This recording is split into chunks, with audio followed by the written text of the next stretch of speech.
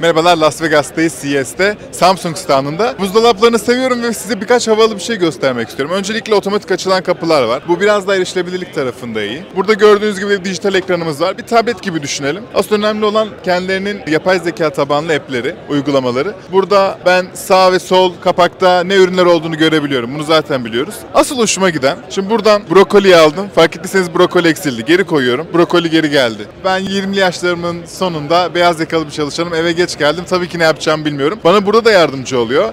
Brokoliyi, domatesi, bir de soğanı seçelim. Diyoruz ki bana bundan tarif öner. Ve benim için gördüğünüz gibi yemek tarifleri getiriyor. Ve tabii ki de Samsung'un sanal asistanı Bixby de bizimle burada. Oldukça havalı.